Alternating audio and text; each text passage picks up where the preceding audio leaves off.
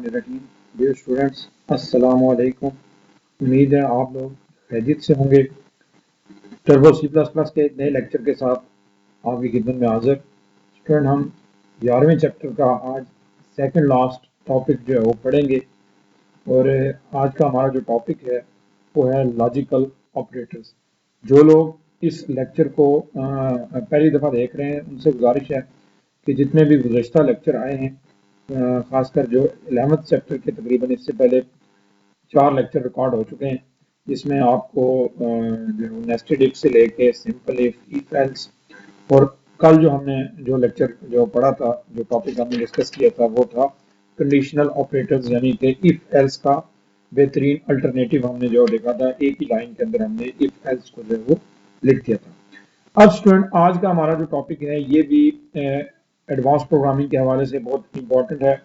इसकी मदद से एक तो आप अपने सोर्स कोड की जो लंबाई है वो भी जो कम कर सकेंगे, जो अभी आपको बताऊंगा कि वो किस तरह होगी। लेकिन स्टूडेंट, इससे पहले हम लोगों ने ये देखा है कि एक इफ के अंदर हम एक ही कंडीशन जो है वो लगाते हैं, if A is greater than B ये लिखते हैं, या if X is greater than 0 हम एक ही कंडीशन जो है वो लिखते हैं उसके अंदर। लेकिन यूज ऑफ लॉजिकल ऑपरेटर्स की मदद से आप क्या कर सकते हैं, कंपाउंड स्टेटमेंट बना सकते हैं। हमने गुज़श्ता चैप्टर के अंदर, आई थिंक 9th चैप्टर के अंदर हमने देखा था, जहां पे हमने अर्थमेटिक ऑपरेटर्स, लॉजिकल ऑपरेटर्स ये चीजें पढ़ी थी। तो वहां पे हमने 3 ऑपरेटर्स पढ़े थे, एंड, आर और नॉट। ये बेसिकली क्या करते हैं, कंपाउंड स्टेटमेंट बनाते हैं। कंपाउंड मुराद ये ले लें कि एक इफ के अंदर एक से ज्यादा कंडीशंस को जो चेक किया जाता है। ये 2 कंडीशंस को आप जो चेक करते हैं, अगर आपने उनके दरमियान एंड लगाया होगा तो दोनों कंडीशंस का ट्रू होना जरूरी है। और अगर आपने उनके दरमियान आर लगाया है तो एक वक्त में अगर कोई एक कंडीशन भी ट्रू हो गई तो काम चल जाएगा। अब देखते हैं इसको, मैं स्क्रीन को थोड़ा सा फुल स्क्रीन मोड में ले जाता हूं ताकि आपको जो है वो क्लियर नजर आए। टॉपिक है जी, use of the logical operators. ठीक है जी। तो we have studied the 3 logical operators. कहता है इससे पहले हम जो है इसी बुक के अंदर 3 लॉजिकल ऑपरेटर्स जो देख चुके हैं, एंड, आर और नॉट। इसमें जो एंड है उसको डबल एम्परसेंड के साथ, आर को 2 स्ट्रेट लाइन के साथ, और नॉट को एक्सक्लेमेशन साइन के साथ जो है वो रिप्रेजेंट किया जाता है। अब एंड जो है 2 कंडीशंस के दरमियान आप लगाएंगे, और टोटल इफ उस वक्त ट्रू होगी जब दोनों कंडीशंस जो है वो ट्रू होंगी। अगर उनमें से कोई एक कंडीशन भी फुलफिल ना हुई एंड के दरमियान, क्योंकि एंड का मतलब है और, यानी अगर ए बड़ा है बी से और ए बड़ा है सी से, तो जाहिर है अगर ए बी से बड़ा हो जाए और ए सी से बड़ा ना हो तो ओवरऑल तो ये कंडीशन ट्रू नहीं होगी। जबकि आर में होता है जी, ए बड़ा है बी से या ए बड़ा है सी से। तो या में अगर कोई एक चीज भी हो जाए तो आपको पता है कि वो चीज सही मान ली जाती है। जबकि जो लॉजिकल नॉट ऑपरेटर है ये उलट कर देता है, यानी आपकी जो वैल्यू है उसके रिजल्ट को उल्ट कर देता है। अगर वैल्यू 0 है तो उसको 1 बना देता है, और अगर 1 है तो उसको 0 बना देता है। These operators play an important role in constructing certain compound conditions to be used with if statement। यानी एक if statement के अंदर एक से ज्यादा कंडीशन को चेक करना ये कहलाता है compound statement. Until now we have been using simple condition with if statement। कहता है अभी तक जो आपने if पढ़े उसके अंदर हमने सिंपल ही लिखा, जैसे यहां ऊपर देख लें कि if num is greater than 0, ये एक ही कंडीशन है। अगर आप इसके साथ एक कंडीशन और लिखना चाहते हैं तो दोनों के दरमियान में आपको एंड आर जो है वो डालना पड़ेगा। एंड और आर में से कोई एक चीज है वो डालनी पड़ेगी। In this section we shall observe how complex program logic can be simplified using logical operator. अब इसके लिए इसकी मिसाल हम जो देखेंगे, ये नीचे एक एग्जाम्पल है जो कि गुज़श्ता प्रैक्टिकल के अंदर मैं आपको करके भी दिखा चुका हूं। हमने 3 वेरिएबल लिए थे, ए बी और सी, और उसके बाद हमने बताया था कि हमने जो उसको वैल्यू दी है उनकी बुनियाद पे ए बड़ा है, बी बड़ा है या सी बड़ा है। अब वहां पे आपको याद होगा हमने ये काम नेस्टेड इफ के जरिए भी किया था और इफ एल्स इफ के जरिए भी किया था। ठीक है जी। लेकिन उसमें क्या हुआ था, हम एक वक्त में एक ही कंडीशन चेक करते थे। इफ ए बड़ा है बी से तो इसके अंदर आगे दोबारा हम चेक करते थे कि ए सी से बड़ा है। यहां अगर आप गौर से देखें तो एक इफ में कितनी कंडीशन आ रही है? एक कंडीशन है ए बी से बड़ा है, और एंड का मतलब होता है और ए सी से बड़ा है, यानी कोई ऐसा नंबर हो जो बी से भी बड़ा हो और सी से भी बड़ा हो, तो तब ये कंडीशन ओवरऑल ट्रू होगी। अगर आपका ए से बड़ी वैल्यू होगी लेकिन ए से छोटी ए सी से छोटा हो गया, तो फिर ये लाइन प्रिंट नहीं होगी, क्योंकि ये कंडीशन उसी सूरत में ट्रू होगी जब इन दोनों हालतों को ये वेरीफाई करें। इसके लिए मैं कोई एक मिसाल ले लेता हूँ, बल्कि उसको हम सी के अंदर समझेंगे तो ज्यादा जो है वो क्लियर आपको समझ आएगी। यहाँ पे आप इस प्रोग्राम में देख लें तो उसने क्या किया है कि 3 वेरिएबल लिए हैं, उनको स्कैन ऐप के जरिए स्कैन किया है और फिर कंपाउंड स्टेटमेंट्स बनाई हैं। बजाय के ए को 2 स्टेप में वो चेक करता, उसने ए को एक ही स्टेप में चेक कर दिया है। इसी तरह बी को वो 2 स्टेप में चेक करता, उसने एक ही स्टेप में कर लिया है। और सी को वो 2 स्टेप में चेक करता, वो भी उसने एक ही स्टेप में कर लिया है। तो यूं ये टोटल 6 स्टेप को उसने 3 स्टेप में कंप्लीट कर दिया। तो क्या हुआ कि कोर्स भी हमारा जो है, हमारा जो सोर्स कोड है उसकी लंबाई भी जो है वो कम हुई है। तो आपको बताया हुआ है कि मॉडर्न टाइम में जो एफिशिएंट प्रोग्रामिंग है उसमें ये होता है कि आपका सोर्स कोड कम से कम हो, उसकी लंबाई कम से कम ज्यादा हो, कम से कम हो और वो ज्यादा से ज्यादा काम परफॉर्म करें। This is called efficient programming. तो बजाय इसके कि आपका कोड 6 लाइनों पर मुश्तमिल हो, आपने कंपाउंड स्टेटमेंट की मदद से 3 लाइनों में वो काम हल कर लिया। ठीक है जी।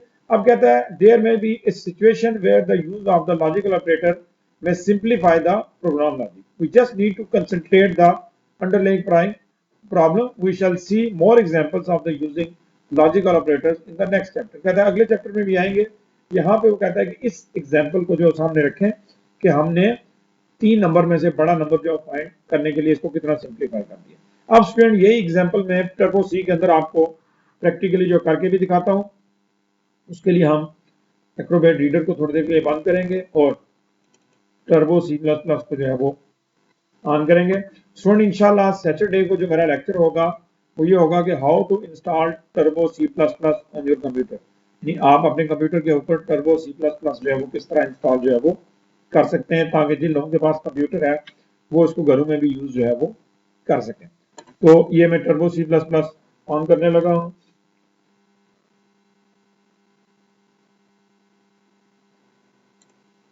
तो यहां से हम न्यू फाइल ओपन करते हैं। ये ऑलरेडी मैंने प्रोग्राम बना के रखा होता है, उसको हम जो है वो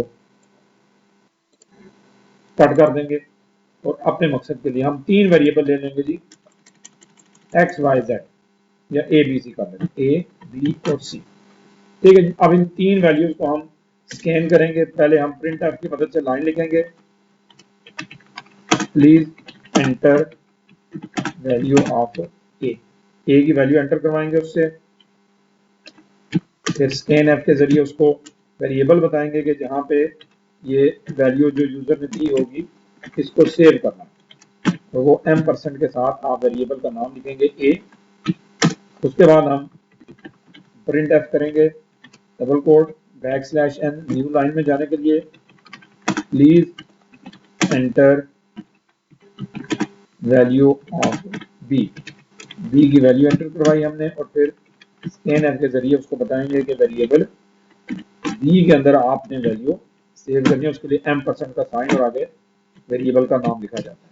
इसी तरह तीसरे वेरिएबल की वैल्यू हम ले लेंगे और उसके लिए हम \n करेंगे पहले नई लाइन में वो लिखने के लिए, प्लीज एंटर वैल्यू ऑफ सी की वैल्यू एंटर की, तो फिर स्कैन एफ के जरिए वेरिएबल को बताना है। तो स्टूडेंट यहां तक जो है हमने क्या किया होगा, यहां पहुंचने तक तीनों वेरिएबल्स के अंदर वैल्यू सेव हो चुकी है। अब हम आते हैं कंपाउंड स्टेटमेंट लिखते हैं। इफ ए बड़ा है बी से, स्पेस देके 2 दफा m%, इसको कहते हैं लॉजिकल एंड। ए बड़ा है बी से एंड ए बड़ा है सी से, इसका मतलब है फिर ए बड़ा है, तो आप क्या करेंगे, प्रिंट एफ में लिख देंगे A is greatest, A is largest number या ए इज लार्जेस्ट करेंगे। ठीक है। इसी तरह एल्स में इफ करेंगे हम दोबारा, और यहां भी हम कंपाउंड स्टेटमेंट ही लिखेंगे। ये स्पेस अगर यहां ना भी दें यहां पे, लेकिन यहां पे आपने स्पेसेस देनी, ठीक है जी। अब आ जाए यहां पे, अब हम बी को चेक करते हैं। बी बड़ा है ए से एंड बी बड़ा है सी से, तो इसका मतलब है फिर बी जो है वो कैपिटल होगा, ठीक है जी। तो बी इज लार्जेस्ट, तो इसको हमने किया। अब ना ए बड़ा है ना बी बड़ा है, तो फिर एल्स में बजाय चेक करने के हम सिंपली, फिर जाहिर है अगर ए भी बड़ा नहीं है बी भी बड़ा नहीं है तो फिर क्या बड़ा होगा, सी बड़ा होगा। सी इज लार्जेस्ट, और ये यहाँ पे, और then उसके बाद नीचे गेट सी एच हमारा लगा हुआ है। अब मैं जरा इसको आपको इस्तेमाल इसको बता भी देता हूँ कि ये कंपाइलर इसको कंपाइल कैसे करता है। बिलफर्ज हमने यहाँ पे मैं एक कमेंट लिख रहा हूँ जिसमें हम एज्यूम कर लेते हैं कि हमने ये वैल्यू दी है। ए की वैल्यू हमने दी है जी 15, इसके अलावा बी की वैल्यू हमने बिलफर्ज दी है जी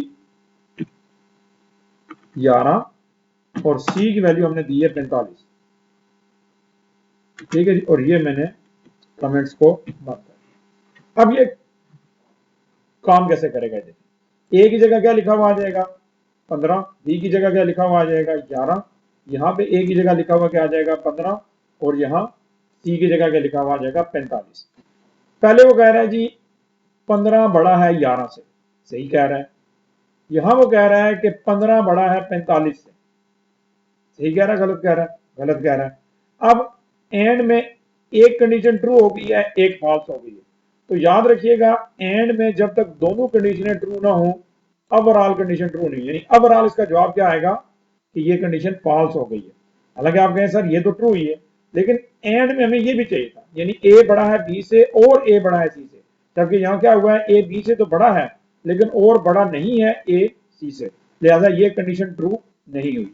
अब नीचे आ जाते हैं, यहां वो कह रहा है जी कि 11 बड़ा होता है 15 से, और यहां वो कह रहा है कि 11 बड़ा होता है 45 से। यहां तो दोनों ही जो है गलत हो गई, ना 11 15 से बड़ा होता है और ना 11 45 से बड़ा होता है, लिहाजा ये कंडीशन तो ट्रू हुई नहीं। तो लिहाजा नीचे आ जाएंगे, क्या प्रिंट होगा, सी इज ग्रेटेस्ट। तो इसके मुताबिक सी इज ग्रेटेस्ट ही आना चाहिए था, यहाँ पे हम सी की वैल्यू हमने 45 रखी थी, तो इसके मुताबिक जो है वो सी को ही ग्रेटेस्ट आना चाहिए था। समझ आ गई चीज। तो इस तरह अगर आप इनको जो उल्ट पुलट करें तो आप दूसरी वैल्यूज भी ला सकते हैं। अब मैं इसको कंपाइल करके दिखाता हूँ, कंट्रोल प्लस F9 की मदद से मैं इसको कंपाइल किया, ये आउटपुट में जाएगा और हमसे वैल्यू मांगेगा। यही वैल्यू जो हमने वहां पे दी थी, पहले हम देते हैं जी, ए की वैल्यू हमने दी थी 15, बी की वैल्यू दी थी 12 और सी की वैल्यू क्या दी थी 45। तो सी इज द लार्जेस्ट आना चाहिए, देखें सी इज द लार्जेस्ट आया। दोबारा हम जो वैल्यूज को चेंज करते हैं, इसको कंपाइल करते हैं। ए की वैल्यू अब मैं दे रहा हूं जी 12, 35 और 1। अब बी को ग्रेटर आना चाहिए, तो देखें बी इज द लार्जेस्ट, ठीक है। अब मैं तीसरे स्टेप में ए की वैल्यू को लार्ज करता हूं, कंट्रोल प्लस F9। तो यहां पे ए की वैल्यू आ गई जी 5, इसकी 2 और इसकी 1, तो ए इज अ ग्रेटर, तो ये देखें ए इज द लार्जेस्ट। तो स्टूडेंट ये था कंपाउंड स्टेटमेंट की मदद से तीन वेरिएबल्स में से एक लार्जर वेरिएबल जो निकालना, ठीक है जी। अब इस तरह आप आर भी लगा सकते हैं। आर में क्या होगा कि अगर कोई एक कंडीशन भी ट्रू हो गई तो ये लाइन प्रिंट हो जाएगी। अब ये आपकी जरूरत पर डिपेंड करेगा कि कब आपको आर चाहिए और कब आपको एंड चाहिए। समझ आ गई चीज। तो स्टूडेंट ये काम इसी बुक के अंदर, अगर आप पीछे आए, एग्जाम्पल जो नेस्टेड इफ की एग्जाम्पल है, एग्जाम्पल नंबर 2 पेज नंबर 151 के ऊपर, यही काम हमने तकरीबन जो है 1 2 3 4 5 6 7 8 से ज्यादा जो है तकरीबन, उसमें अगर आप प्रिंट एफ भी डालें तो तकरीबन 16-17 स्टेप का कोड बनता है, जो यहां पे सिर्फ 6 लाइनों का कोड बना है। समझ रहे बात मेरी, यानी कि काम ये वही कर रहा है, लेकिन इससे क्या हो गया कि आप एक ही स्टेप के अंदर एक से ज्यादा कंडीशंस को चेक कर लें, और ये बहुत ज्यादा सिंप्लीफाई हो गया कि एक ही लाइन में आपका ए चेक हो गया, एक ही लाइन में बी चेक हो गया। तो कोड सिंप्लीफाई भी हो गया और कोड की लेंथ भी जो है वो कम हो गई। तो स्टूडेंट होप सो आज का लेक्चर आपको अच्छी तरह जो है वो समझ आ गया होगा। अब इस चैप्टर का सिर्फ एक ही जो टॉपिक जो बचा है, जो इंशाल्लाह कल के लेक्चर में जो पढ़ाया जाएगा, और बहुत इंपॉर्टेंट जो है वो टॉपिक है ये स्विच का टॉपिक। ये देख लें, स्विच स्टेटमेंट, और ये बहुत ज़्यादा यूज होती है जहाँ पे आप एक की मदद से कोई स्टेप परफॉर्म करना चाहते हैं। जैसे कैलकुलेटर आप जो बनाते हैं, तो कैलकुलेटर में a जमा बी जब आप करते हैं या 2 जमा 5 करते हैं, तो 2 लिखने के बाद जमा दबा के फौरन ही वो अगली वैल्यू 5 आपसे मांगना शुरू कर देता है। तो ये इस तरह की चीजें जो बनाने के लिए ये इस्तेमाल होगा। और ये जो अभी मैं बात कर रहा था कि 185 आज जो एग्जाम्पल की, ये आपको 151 के ऊपर यही चीज नेस्टेड इफ के जरिए 3 लार्जेस्ट जो है, तो इसके स्टेप देखें, 1 2 3 4 5 6 7 8 9 10 11 12 13 14 स्टेप के अंदर, और वो भी बड़ा कॉम्प्लिकेटेड, यानी कोई एक भी ऊपर नीचे हो गया तो मसला बन जाएगा। उसको आज हमने सिंपली जो है वो 6 स्टेप के अंदर यहां पे जो परफॉर्म किया, ये वाला आपके साथ। सो एक मरतबा फिर वही जो बात आपको करता हूँ, लेक्चर को हमेशा पूरा सुनने की कोशिश करें। आधा लेक्चर सुनेंगे तो कोई समझ नहीं आएगी, और खासकर जो प्रैक्टिकल वाला हिस्सा है उसको बगौर जो देखा करें। और किसी किस्म का भी क्वेश्चन आपके सामने आता है तो उसको जो पूछा करें। दुआओं में याद रखिएगा। फी अमानिल्लाह।